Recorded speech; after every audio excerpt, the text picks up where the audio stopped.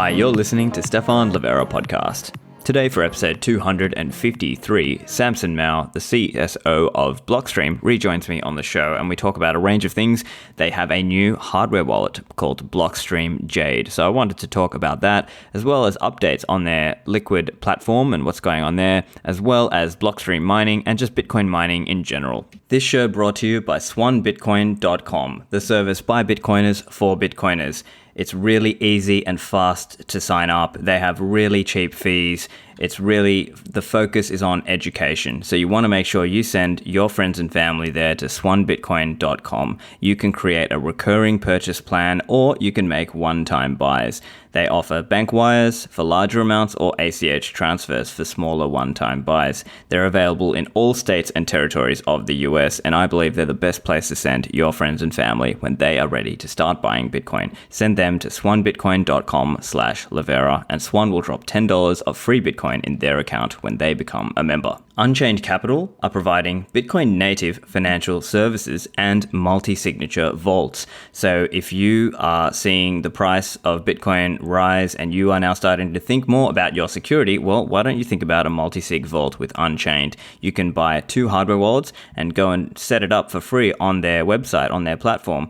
Or on the other hand, if you need the white glove treatment and you need some assistance, they offer a concierge service. So they will ship you some hardware wallets, they'll answer your questions, they'll do the calls with you and deposit $1,000 of Bitcoin in your vault. Now, normally that's $1,500, but you get $50 off for using the code Livera.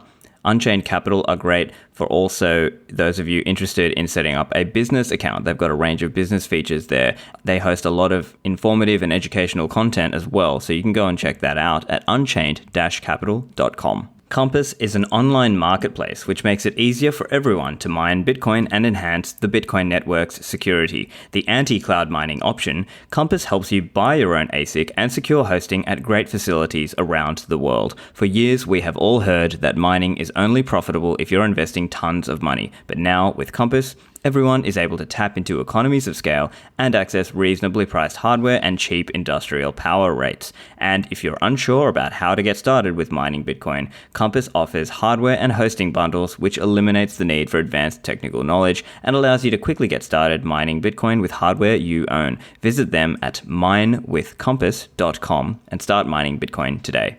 On to the show. Samson, welcome back to the show. Thanks, Stefan. It's great to be back. So Samson, it's been a while since we've spoken and there's been a lot of stuff going on with Blockstream and Bitcoin as an industry. I guess let's just hear from you a little bit. What's kind of the latest with Blockstream and with what you're doing in the Bitcoin world?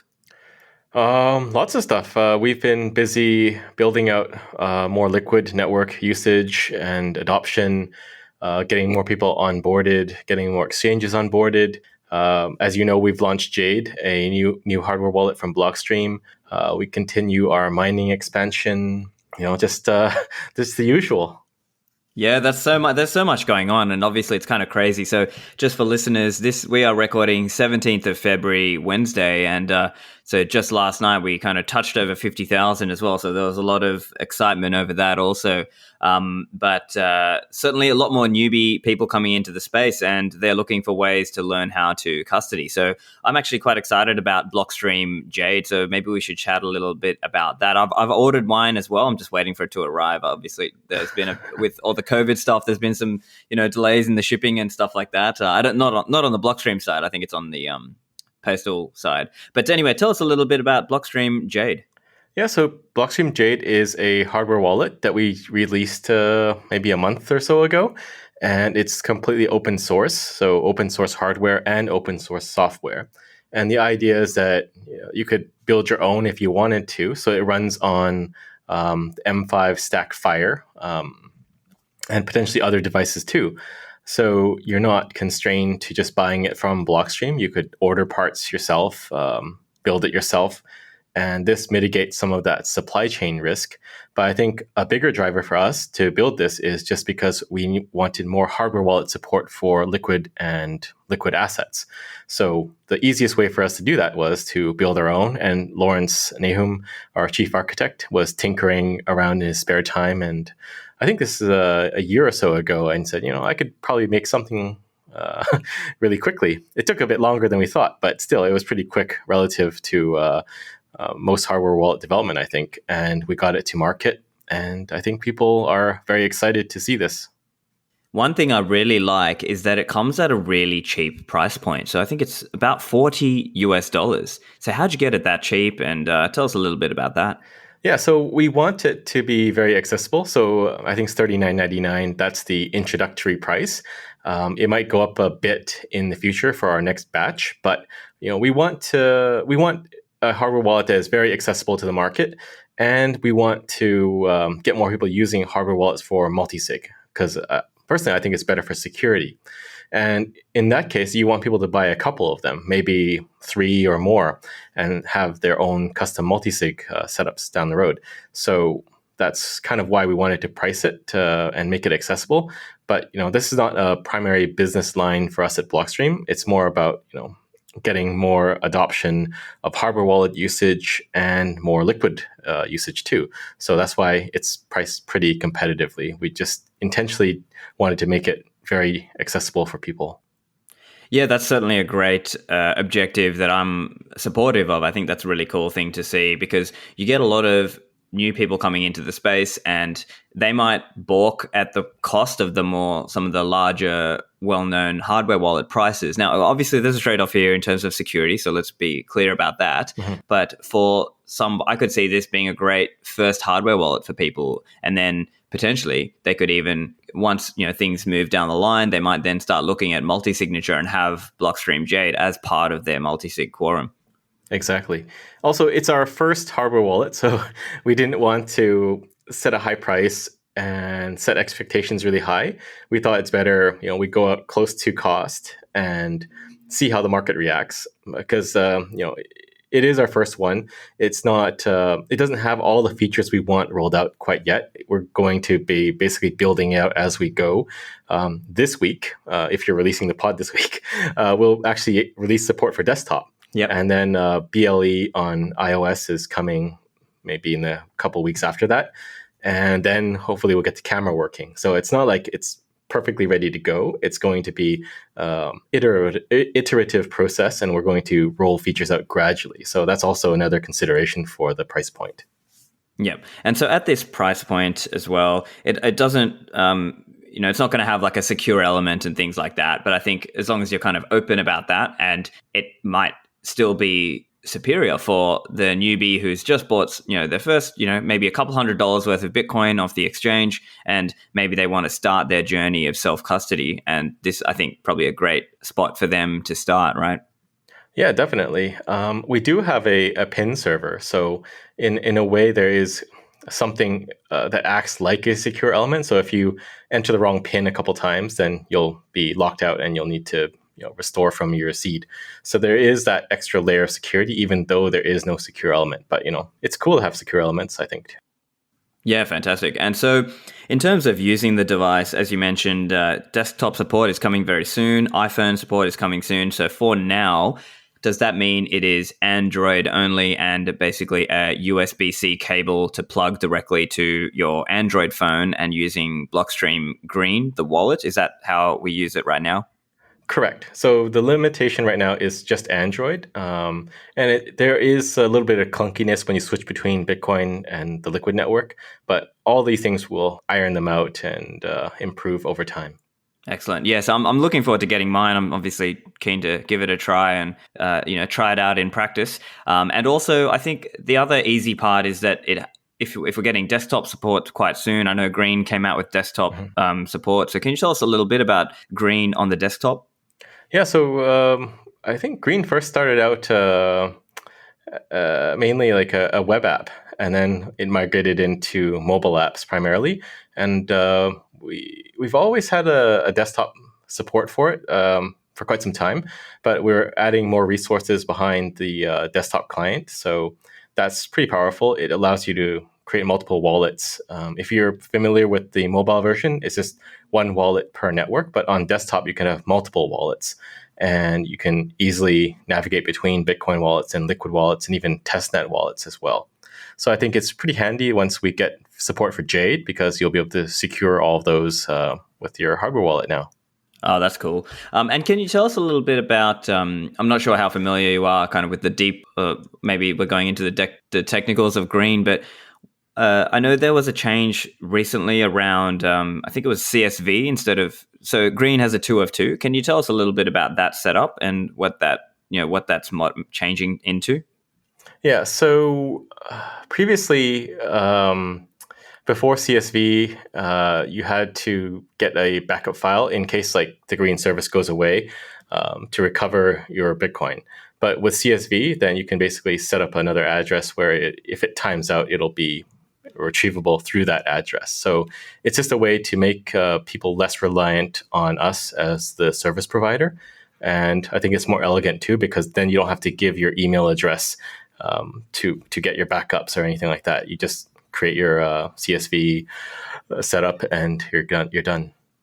Right, I understand. And in fairness, it's one of those things where maybe for a new Bitcoin user, they're not as focused on the privacy and they're still learning. And whereas, maybe the more hardcore Bitcoin Twitter guys are more like, no, I want full privacy. I don't want to have to give my email. I want to be able to recover on my own, etc. But I think it's all part of that journey, and you kind of have to, find ways that people can choose what they want. And so certainly it's a good thing you're giving that possibility as an option now. So can you tell us a little bit about the new setup now with the CSV?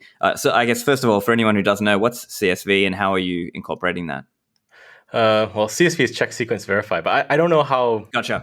good I can explain the technical, so maybe we can skip that. We can skip past that. Yeah, sure. I can talk a bit more about the 2 of 2 actually. Sure, let's do that.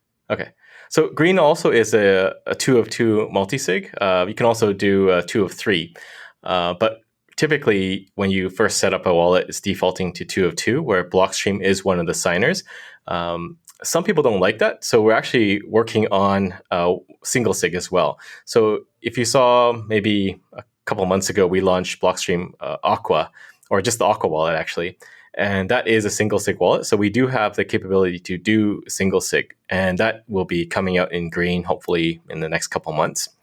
And then you're not reliant on Blockstream at all. You set up a single sig wallet and you're done. But right now, typically it defaults to 2 of 2, and you have to rely on us. And that's one of the reasons why CSV is useful, because it reduces that reliance on Blockstream as the service provider. Gotcha. And I haven't checked this recently, but in terms of the ability to use Green with your own Bitcoin node, is that something planned, or is that possible at the moment, or is it currently it's all going back to the Blockstream node? Currently, it's all Blockstream node. But if you look at Aqua, if you look at the code, it's actually using Electrum backend. So potentially later on, you can switch it to use different backends, but we'll have to see. Yeah, of course. And look, at the same time, I don't want to impose this incredibly high requirement on everyone, because at the same time you have to consider who's the user, who's the typical person who is going to be using this, and is it better for them to just have a nice, easy user interface to start on their journey, of course. And I'm also excited to see what's coming. I think you've mentioned, and I saw in some of the blog posts around Blockstream Jade that you're going to have HWI and partially signed Bitcoin transactions coming, and then also have QR code support. So can you tell us a little bit about what you're hoping to achieve with the QR code support there? Yeah, so a lot of stuff, in development. There's always more work than there is time to do it. We still need to finish Aqua Android, but one thing at a time.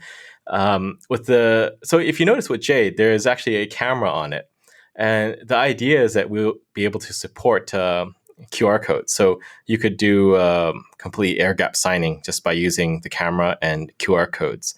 We'll probably need to do something like an animated QR code, just because there's a lot of data in liquid transactions specifically, and also because of the screen size too. So maybe the resolution may not be high enough, but this is still stuff Lawrence is working on. But the idea is that you would have this like animated QR code that would scroll through, maybe a couple screens of QR codes, and then that would be your transaction. So you could broadcast that without ever having to connect to your device. And you could potentially use it with, say, Blockstream Info, because you can broadcast a transaction over Blockstream info, a raw transaction. So you could also do the same, like scan the QR code from your device and send it through Blockstream info. Oh, that's a very cool function as well. So the way I'm thinking about that is if people are currently concerned about broadcasting a transaction from their own internet, and if it's broadcast off their own IP, well, then usually IP addresses are a little easier to trace back down to who was the person who paid for that IP service. Whereas if in the Bitcoin world, the transaction can be composed and signed, and then it's ready in the form of that. I'm not sure the correct technical term, but I think it's a transaction hex or that info that you could then. You're saying you could get blockstream.info to be the one to broadcast that transaction. Yeah, exactly. Yeah, that's really cool. I'm excited to sort of see some of these things come. And also that is aligned with the approach I've seen some of the other hardware wallets take. So, for example, Spectre DIY and Kobo Vault, who are also doing QR codes. And I know with, say, Spectre Desktop, they've got the animated QR code thing going. I know Christopher Allen from Blockchain Commons has been did some of the work around some of that QR code stuff. So that's really exciting to see. Yeah. And kind of this whole enabling this future of being able to do all these different things together. And also we've got to chat a little bit about Liquid, obviously. So I guess we'll start with the Blockstream Jade component of that, because this is now another way that people can hold, if they want to, some LBTC or perhaps some Liquid USD Tether, right? That's right. Just a funny note, I'm actually holding a Spectre DIY in my hand. Nice. I just got a shipment from Moritz, so timing to mention that was perfect. Yeah, I mean, it's really cool. I've had to play around with that, and I'm kind of excited to see what comes over the course of this next, call it 6 to 12 months. I think there's going to be a lot of development in the multi-signature space. There's talk about a new multi-signature standard to get all the different wallets to talk to each other in a nice, easy way or a coordinated fashion. So I'm just excited to see where that goes and see kind of the potential. And, I could see Blockstream Jade being a part of people's multi-sig quorums, let's say, in that example. But yeah, I guess in the Liquid case, this might help people who need to do, exchange arbitrage. They need to send Liquid, and they need some way to self-custody their Tether, their Tether or their Liquid Bitcoins, correct? Yeah, that's right. So someone just posted today, James, I can't pronounce his last name, James Vigiano, and he's talking about, taking funds off of exchange and, only moving extra funds onto exchange when there is a margin call or, when you're getting close to liquidation or something like that. Yeah. So there is a good use case here because he even identified it, which is Liquid Bitcoin is not at risk of a single custodian, right? If you put your funds on one exchange, they're on one exchange. Whereas LBTC, you could convert back to Bitcoin through any number of Liquid members. So you minimize that risk of having just one group or one party in charge of your coins. So with Jade, then you have hardware wallet support. So you could have Green Desktop move large amounts of Liquid USDT onto Green secured with Jade, and you don't have to worry so much. You can technically do that already now with just two-factor authentication, but I think having that hardware component will put people more at ease to transact and hold large amounts on their computers. Correct, right? Because I guess they might be concerned, it's a big hot wallet risk. I want something that's like an offline device, etc. And it can also, like you mentioned, have the whole liquidation use case. So in the case of, let's say, for example, you're using HODL lend, and you've got, you need to pay back.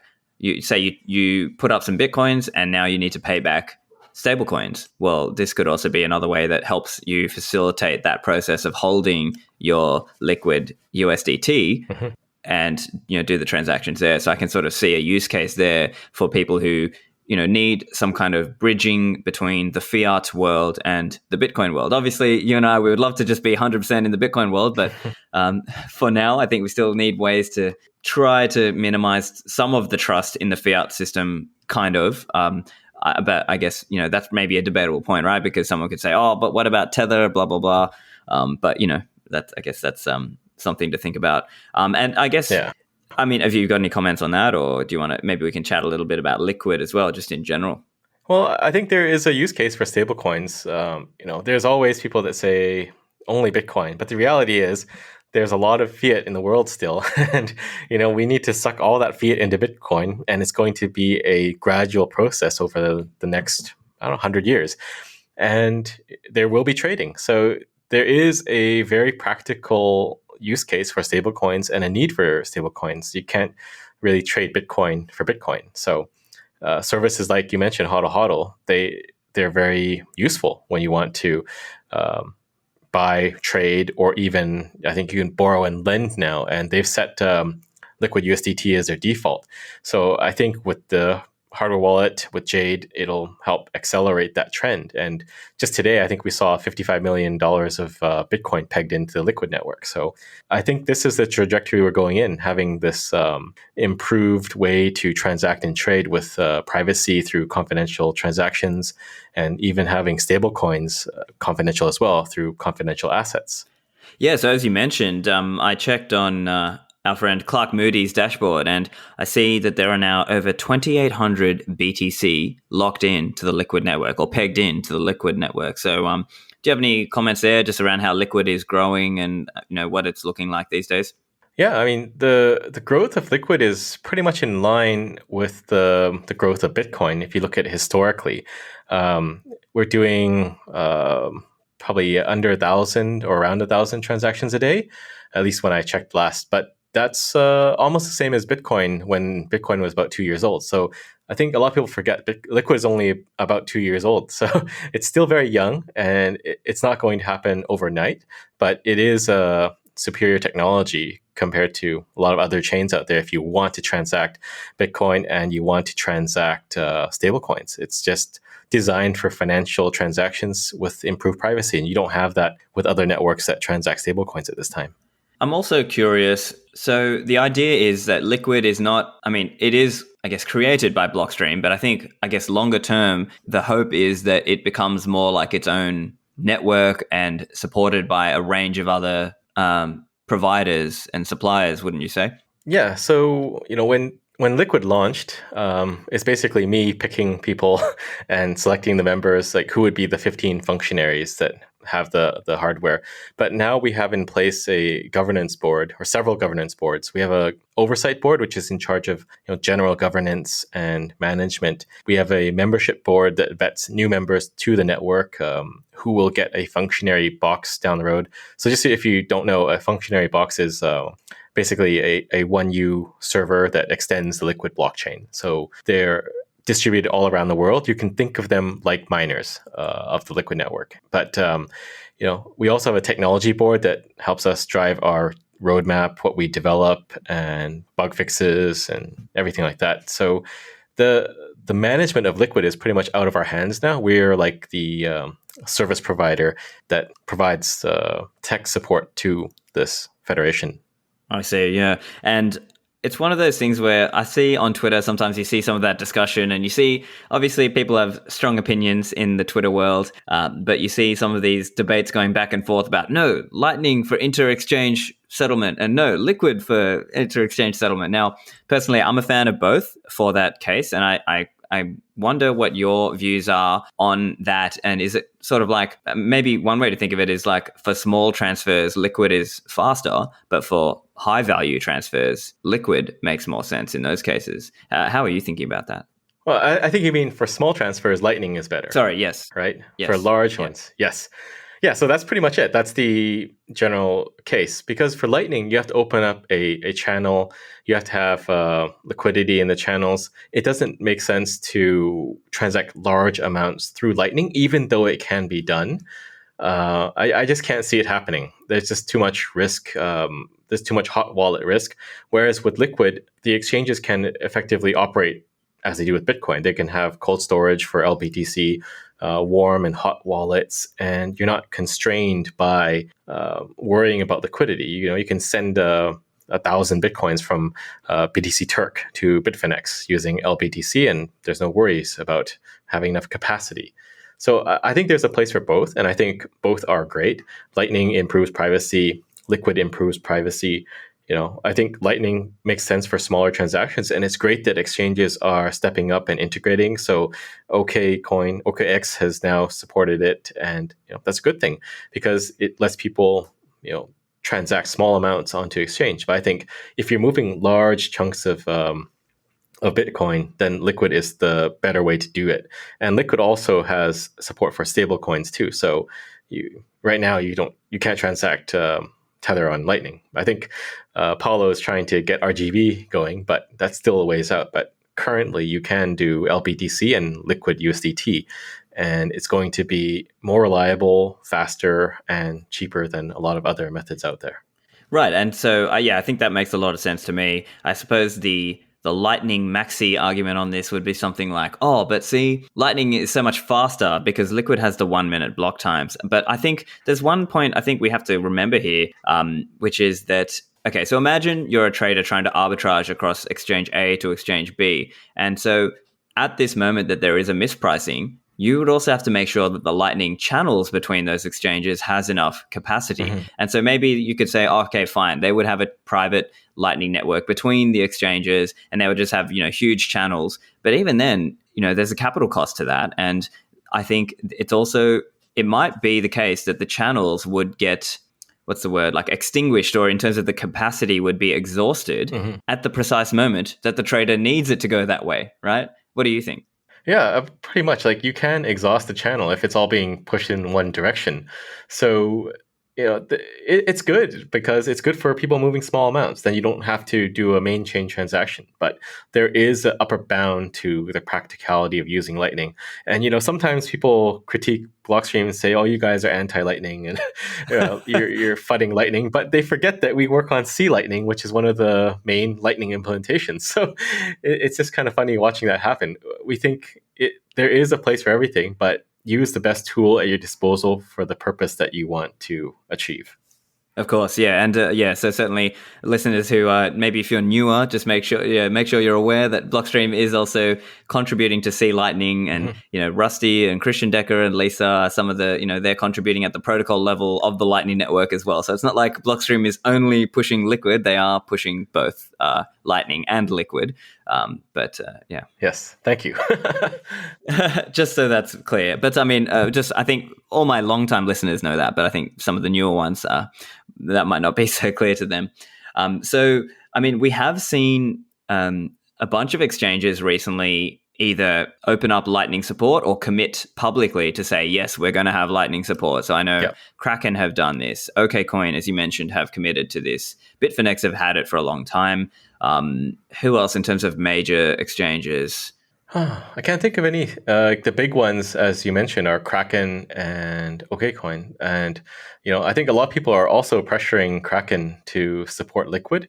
I know internally we've talked to a lot of people there, and a lot of people think, yeah, we should do that. But, we're actively engaging to see when that could happen. But I think it'll benefit a lot of people. The guys at BTC Turk, that's the biggest exchange in Turkey, they've said like a lot of their users are actually also Kraken users, and they want to arb that market. And they really want Kraken to support Liquid. So we facilitated a call, and we'll see where that's going. But hopefully, they will support it, and OKCoin will support it too. And it's all to facilitate the cause of hyper Bitcoinization. So it's all for a good cause. Of course, that's right. And I wonder as well, I mean, in your place in the industry, obviously you're very well connected and you've got a good insight into what's going on. Obviously, during 2017, during the crazy bull run, we saw a lot of demand on chain. Now, it could be argued that there was, a spam attack ongoing, but I'm sure a lot of that was also just legitimate people trying to transact on chain. So I'm wondering, what's your view this time around? Let's say over the next, call it 6 months or even 12 months. Do you see it like we're at a level now where enough people have Lightning and Liquid, and that maybe that will have an impact on the fees or the block space market? I think there will be some impact, but we need a couple more big exchanges to support Liquid. Actually, not. It's like a lot of them already support Liquid or are members of Liquid. Like OKCoin is a member, but we just need them to integrate and expose it to their users, and that should help. Because I think a lot of inter-exchange transfers, or even to derivative exchanges like Deribit or BitMEX, that is what drives up the fees. Because if you're moving large amounts of Bitcoin, you don't really care if you're paying $100 fee or a couple $100 fee at that, for that matter, because you just want it to move quickly. And that generally will drive up fees for the average user. So the more the exchanges can support Liquid and to a lesser extent Lightning, then the better it is for everyone, that you're reducing the stress on the main chain for these transactions. Like right now, I think Bitcoin transactions are, well, I think a couple of days ago at least, were over 100 sats per VByte, right? And that's pretty pricey. Yeah. Even Liquid transactions are getting up there. It's like almost 20 cents per transaction now. So, down the road, if we believe that Bitcoin is going to keep going up in value, like as we're talking right now, it's like hovering around 50K and it's a bit distracting. But, if we hit 100K this year, which I think we will, and then we go to $1 million a coin down the road, I won't say when, then fees are going to go up just because the transaction fee is a function of Bitcoin's value. So we need all of these technologies. Liquid will reduce the cost and add efficiency, but still, when it's $1 million a coin, Liquid transactions are going to be pricey as well. So you'll need, Lightning on Liquid to support that demand and use case. Back to the show in a moment.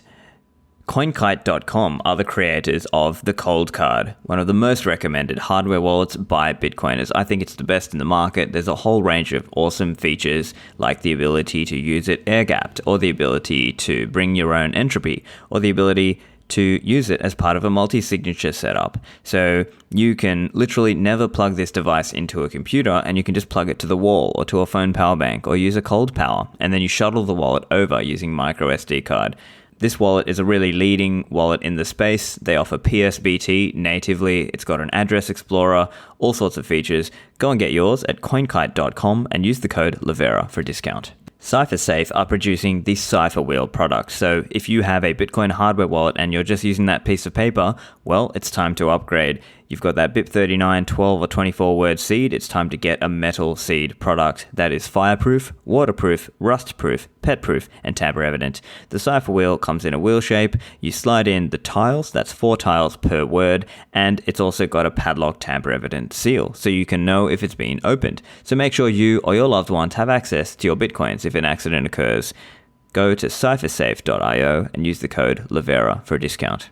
Lend at HODL HODL is a global Bitcoin-backed lending platform, so you can either earn interest on your stablecoins or you can collateralize your Bitcoin and get some liquidity without spending. This is all done in a peer-to-peer way using a unique multi-signature escrow for each deal. So if you've got stablecoins, you can go and create some offers and earn interest by lending. On the other hand, if you have Bitcoin and you need some liquidity, you can borrow stablecoins and then keep on hodling. So with this platform, you set your own terms, you put up offers depending on how long you want to borrow or lend, and the interest rate.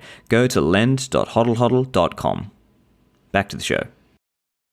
Right, and it's funny that over the years, in the early years, people were paying massive fees in Bitcoin terms, but they were cheap in fiat terms. Mm-hmm. And so what's happened is over time, because of the optimization, because of SegWit, batching, Lightning, etc., fees have come down a lot in Bitcoin terms. But we should anticipate that they, as you say, they're going to keep going up in fiat terms. Exactly. Like I was actually quite surprised when we had that run up in December that it wasn't that bad. We weren't that backlogged. So I think we've made progress, but we have to keep making progress and keep driving people to use off-chain solutions to keep the Bitcoin network viable. Do you think this time around it will be easier to get exchanges and other large users of the Bitcoin blockchain to optimize and use the new technologies? Or do you think it'll be sort of a similar story where it's kind of they get dragged kicking and screaming into it? And in fairness to them, maybe that's not their priority, right? Maybe that's not where their main revenue comes from. Yeah, so it's really interesting. A lot of exchanges are not incentivized to optimize for their end users. Like if you look at the landscape, a lot still have not supported SegWit, and they're lagging. I think a few of them only added support very recently, but they generally pass fees on to their end users. I know that BTC Turk pays for their fees for their users, so that's why they're very much driving to get Liquid adoption, because they're eating those costs themselves, so they want people to use Liquid. But I don't think it'll be as bad as before, because I think generally people are more aware now that they do need to embrace these solutions. Like if you look at the adoption of Lightning, then it's a step forward, right? Like there didn't we didn't need a UASF or something like that. They're just opting in to provide support and integrate the technology. So hopefully it's not going to be a battle. And I think as Bitcoin price goes up, they just need to do it, or else fees are going to get increasingly prohibitive for their users. Like it's a perception issue too. That if you have some noob and he bought some Bitcoin and he's got to pay $50 to take it off, even though it's not, it could be cheap in Bitcoin terms, it's still high in fiat terms. And this problem just is not going to go away because Bitcoin is just going to keep going up.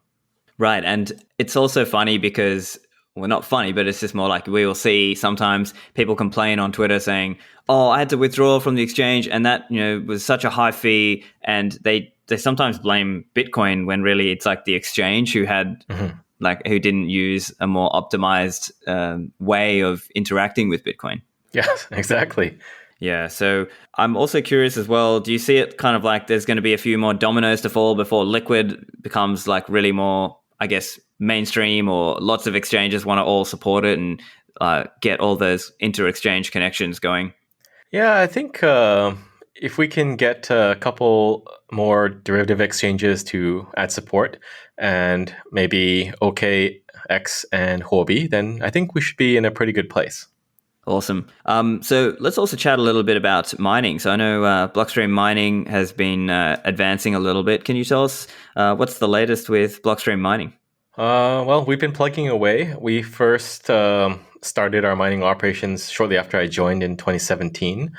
And we have about 300 megawatts between the US and Canada.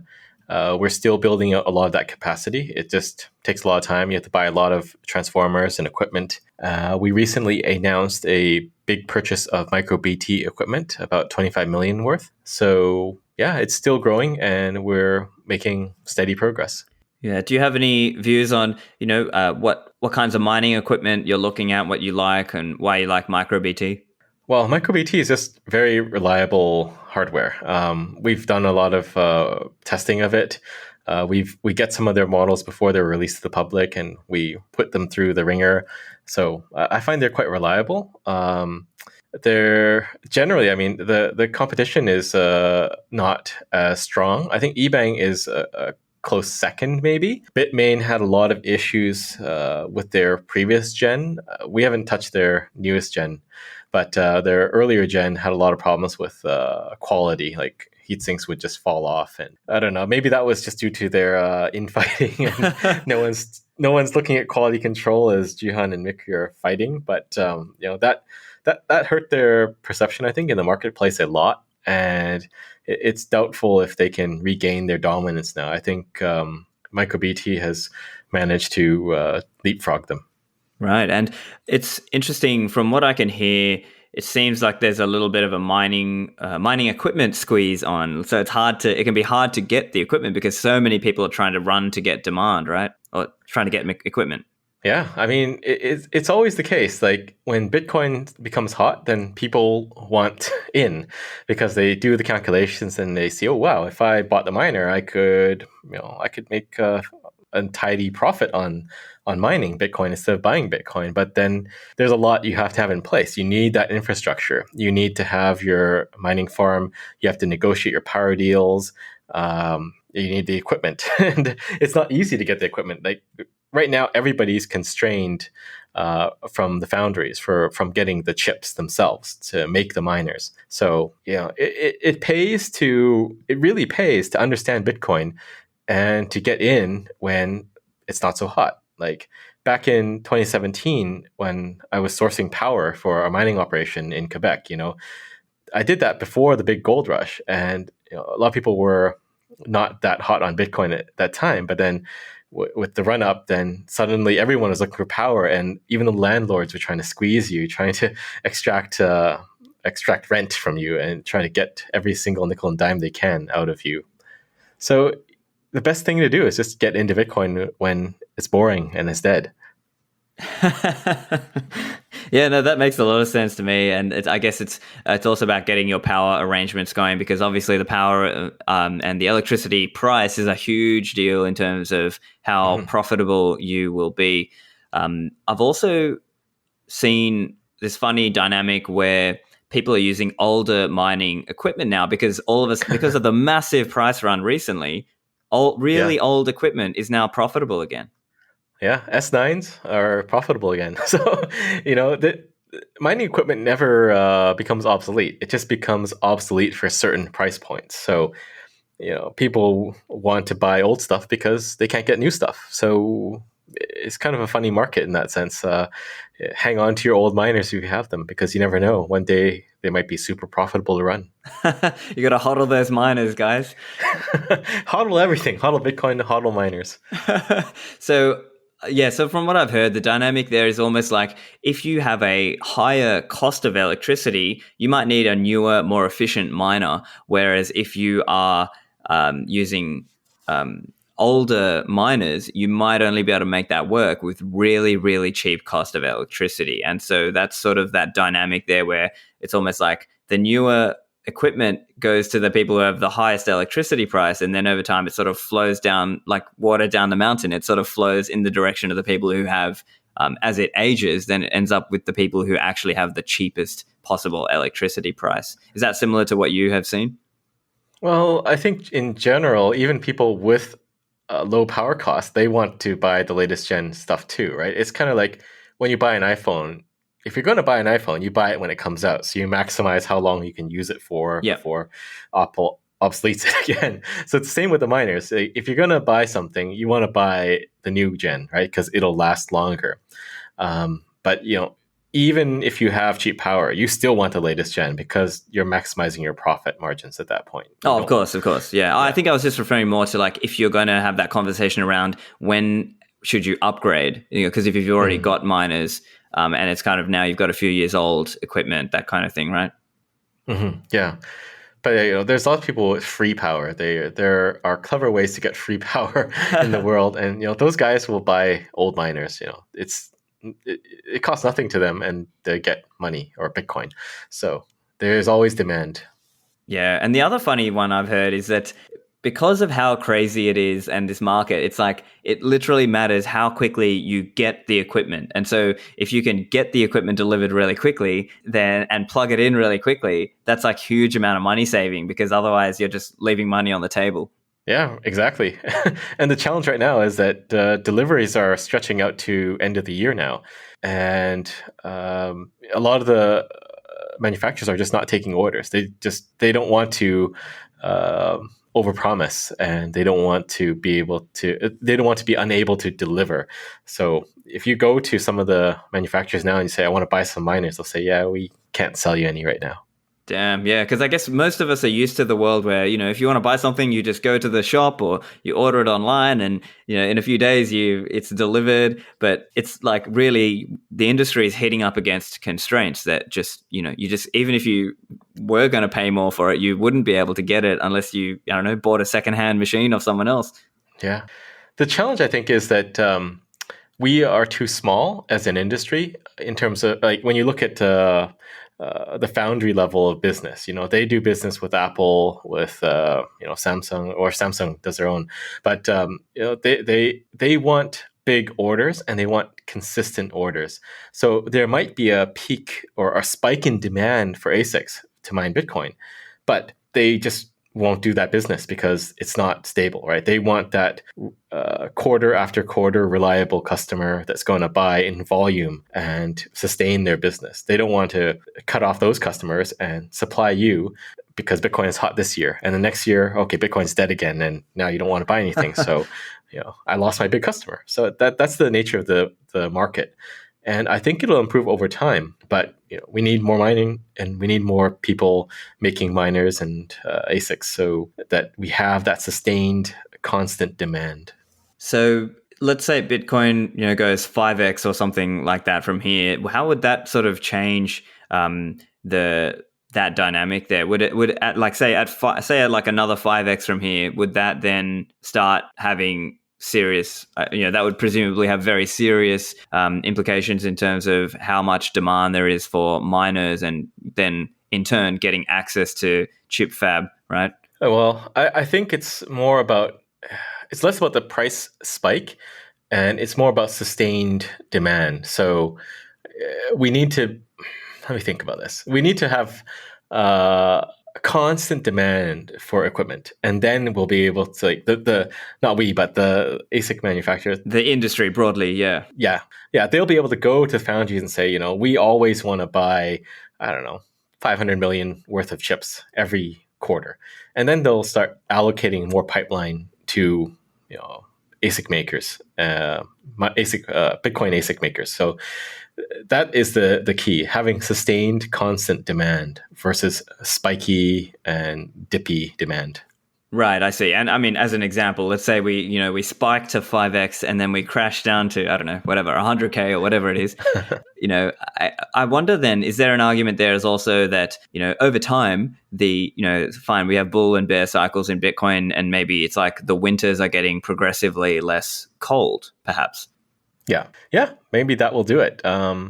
Or the other thing that could happen is that the demand, the paradigm of demand changes, whereas it's not about mining for profit, but it's mining to secure your Bitcoin. So if you look at the big companies like MicroStrategy that are buying billions in Bitcoin, there should be rationally some equilibrium where they say, okay, now we're going to mine Bitcoin too, because it's a big risk to sit on this big pile of Bitcoin and not be securing the network. So every quarter, we're going to allocate 25 million just to buy miners and to mine Bitcoin as well. For those of us like you and me have gone through the wars, we know what it feels like to be threatened by malicious miners, even if they don't have the power, but to feel that threat and to have them standing over you saying, we're going to do this.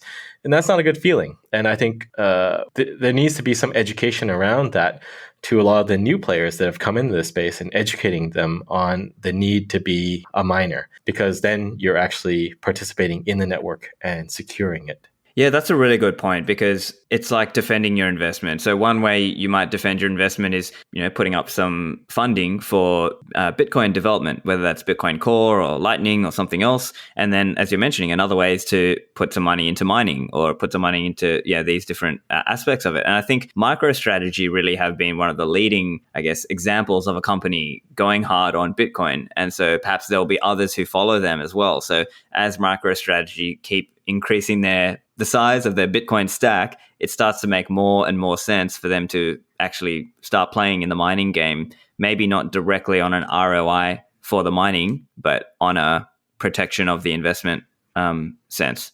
Yeah, I mean, if you have Bitcoin, it doesn't make that much sense to sell your Bitcoin to buy miners. But if you have cash flow, which a lot of these public market companies do, it makes sense to reinvest that cash flow in miners or mining facilities, secure the network, and effectively get Bitcoin for securing the network. It may, depending on the market conditions, difficulty and whatnot, it may not be as effective cost-wise versus buying Bitcoin, but at least then you've protected your investment to some extent. But that is what I think will smooth out that demand curve, when you have people mining just to secure the network versus mining for profit purely. So I wonder, though, how far away is that kind of understanding in terms of the common narrative, right? So maybe MicroStrategy are a leading company in terms of buying Bitcoin, and other companies might start to follow them, in the months to come. But then it might take some time for them to come around to the mining idea, and other companies kind of on a bit more of a delay from them, right? Yeah, but it's not as crazy as you'd think. Like, one of our customers at Blockstream Mining is Fidelity. So it is happening. It's just who's next. And I think Michael Saylor will do it. It's just he's busy with a lot of other things. He's busy stacking, but he'll come around to it. Yeah. And what are your thoughts on the whole future of North America mining? So there's been this whole, it seems to be a canard that comes up every now and again of, China mining, blah, blah, blah. Yeah. I'm sure you know the story, but what are your thoughts on that idea of the mining distributing out? I think it's important that much like liquid, we try to keep the functionaries very dispersed geographically and geopolitically. I think it makes sense for Bitcoin too, and that was one of the reasons why Adam and I thought Blockstream should get into mining to help move some of that hash rate around, get it into North America versus having it mostly in China. And there are numbers out there where it's still like 70 some odd percent in China, but I think it's actually lower. We're probably down to about 60 or so in China versus the rest of the world at this point. But that's just my feeling. The issue is a lot of people, even if they're mining in North America, they might be still using a pool that's considered to be based in China. So then people do the math and they say, okay, well, it's still very much all centralized to China, but I think it's better than most people think it is. Yeah. And in terms of underlying factors, or I don't know how to put it, but people might argue, oh, see, China has cheap electricity and that's why it's just going to stay that way. Do you see any counter arguments there? Is there some other competitive advantage that North America can bring? It's actually not true. The cost of electricity in China is probably on average higher if you factor in the seasonal cost changes. So there's a wet season in China, and that's when the cost really drops. But then when it's not wet season, then it's pretty high actually compared to North America. North America, if you're good, you can get around 2 to 3 cents per kilowatt hour, and that's better than China on average. So the cost factor is not really the primary reason. I think a lot of it has to do with economies of scale and efficiency. So the miners are manufactured in China. You can service them in China easily. There's a really robust logistics network in China to move them from point A to point B. You can set up in China very rapidly. If you want to build a mining facility in North America, it could take you 6 months or a year. But if you want to spin up something in China, it's weeks. So a lot of it has to do with speed of everything in China. But I think we'll see that becoming less of an issue. I know some of the manufacturers are planning to set up manufacturing plants in North America. So that's like their global expansion strategy. And that means you could have repairs in North America, assembly in North America, and maybe eventually down the road, you can have foundries in North America too. So is there anything that, let's say, US or Canadian politicians or regulators can do to ease that process? Do you see any ideas on that along that line? I think, I don't know. I have more faith in the free market than regulators trying to help it along. Yeah, so for you, it's more just a matter of seeing the competitive pressure and seeing now there are more entities and mining operations coming up in North America. Yeah, I think it'll happen organically. It's just that if you're setting up in North America, you have to be prepared for higher capex initially. But in the long run, it'll pay off because power costs are generally lower, and there's a lot you can do in terms of automation to lower your costs for labor and OPEX. There's a lot of cheap labor in China, but if you can optimize and have smarter systems in place, which is what we're trying to do at Blockstream, then you can lower your costs a great deal. Yeah, that's really interesting. Hey, so in terms of I guess the North America mining scene, is that like in terms of Blockstream mining, are you focusing on North America particularly, or are you looking elsewhere also? Well, right now our focus is mainly in North America, but we're open to other locations too. Wherever there is cheap power and conditions that are favorable, we can definitely take a look at those. Yeah. And in terms of, I guess, North America, is it also that there's a lot of capital there, obviously? So is that also one factor where maybe a lot of the investors in North America might be keen to invest in an operation that is more local, let's say? Yeah, I think it's definitely a factor. People like to invest in things that are close close at home and nearby. But I don't think it's a huge barrier. I mean, if there was a site in Australia, then I'd happily go there and, grab lunch with you and set up a farm. Of course, yeah.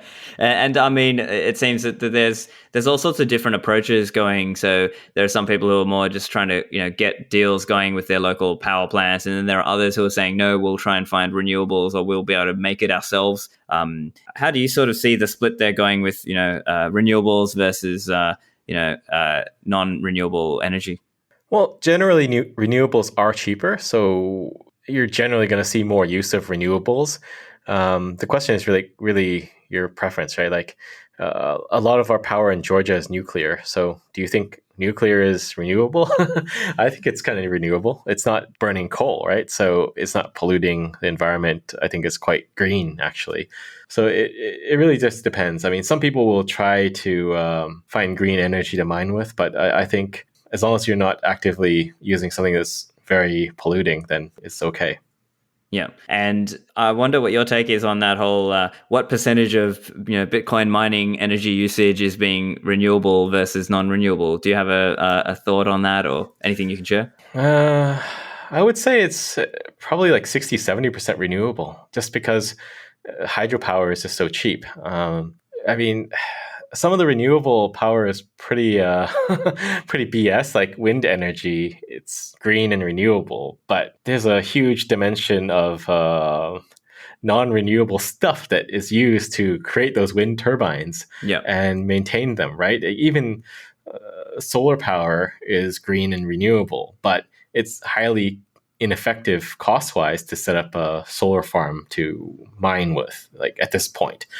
But generally, I think renewables are cheaper. Like obviously, there are people still burning coal to mine, right? But I think it tends to be generally cleaner stuff that is cheaper, so they will tend to gravitate towards that. Right. And I wonder to what extent that is government subsidy driven, because it seems to me that there is a very large, around the world, there's all sorts of kind of government subsidies for the so-called renewable energy, even if they're not as, scalable or overall sort of maybe effective as the non-renewable stuff. Yeah, I think it definitely would play into it. I don't know of any specific instances of subsidies helping Bitcoin mining.